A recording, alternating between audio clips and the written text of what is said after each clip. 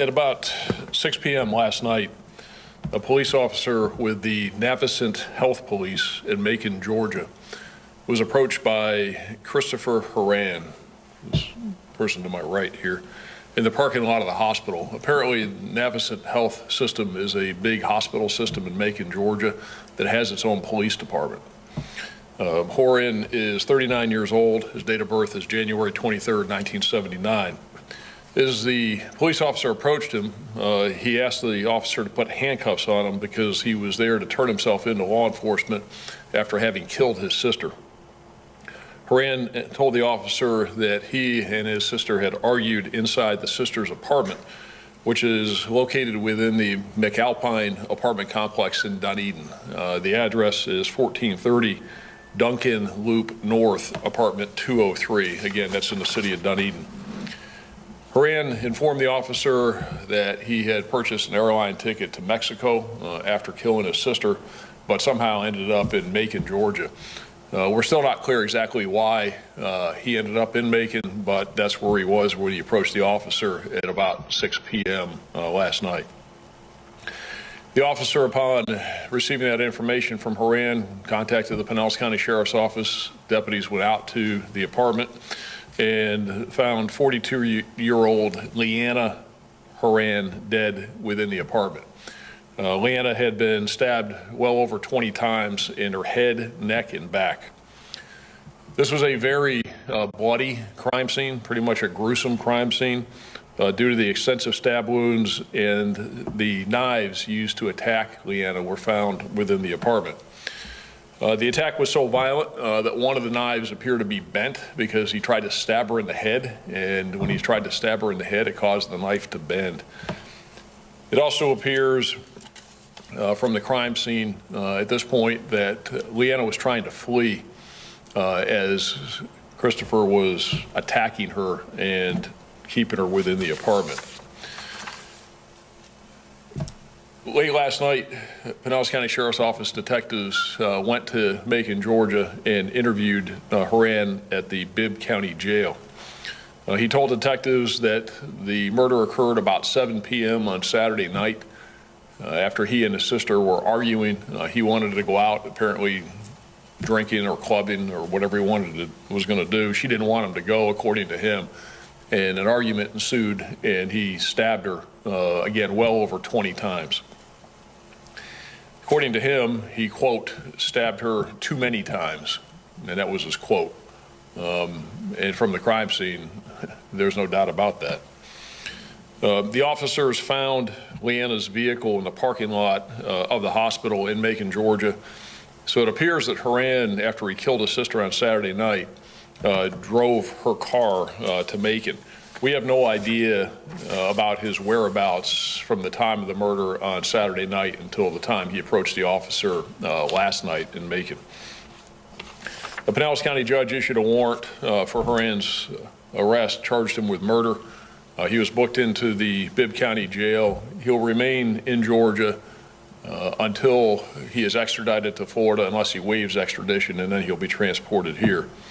According to Horan's family, he has mental health issues, but we can find no record of any law enforcement contacts with Horan, no prior Baker Acts or involuntary examinations.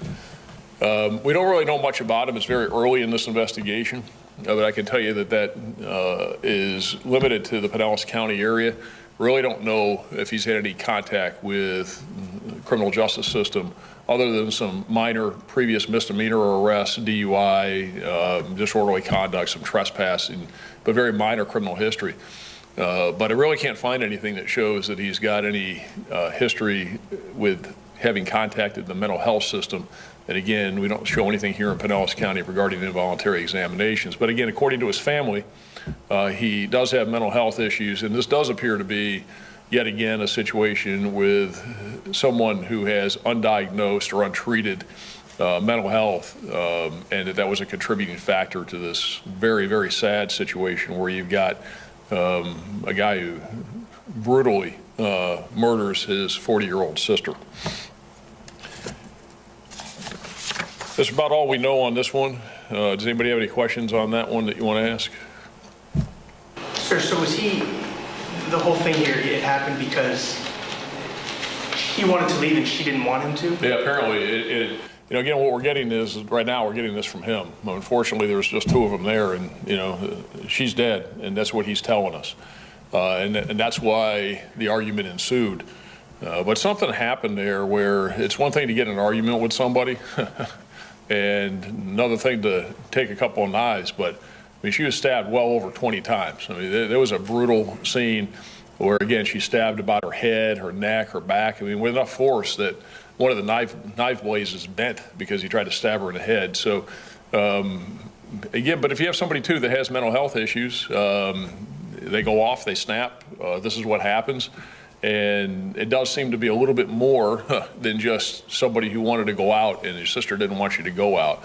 But all we have right now, and again, this is very early in the investigation, and the investigation's ongoing and will continue.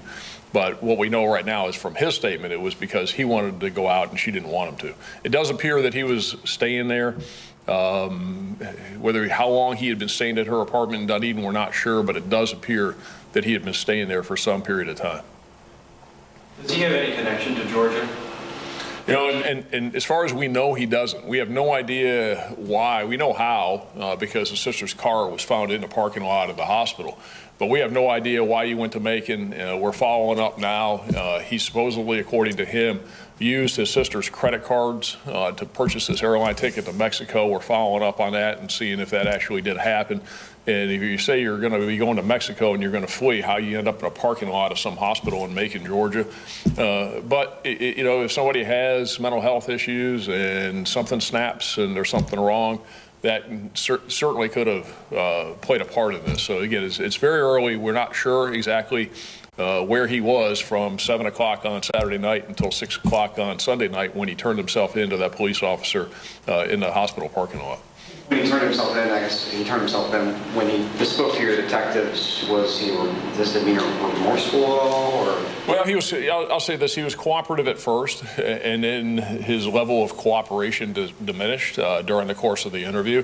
So at first he was very cooperative. Of course, he walked up to the cop in the parking lot and said, "You need to put me in handcuffs. I just murdered my sister," which is an unusual occurrence to say the least for the officer. But the officer handled it properly and did put him in handcuffs and did detain him and then contacted us. So initially he was cooperative, and he was cooperative with the police officer up there in Georgia.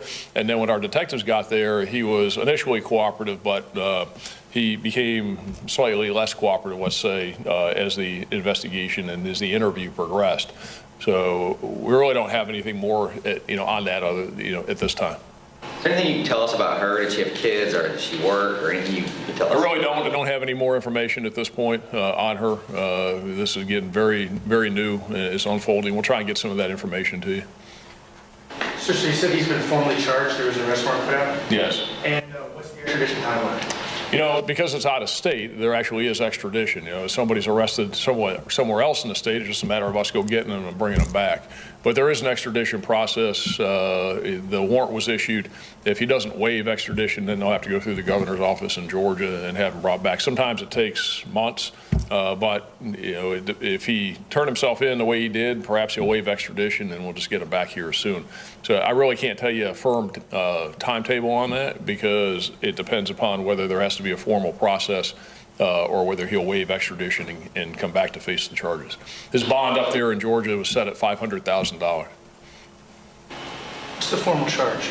Right now, and we will continue to investigate this, right now he's charged with second-degree murder. But that might change. Anything else on that one? Good.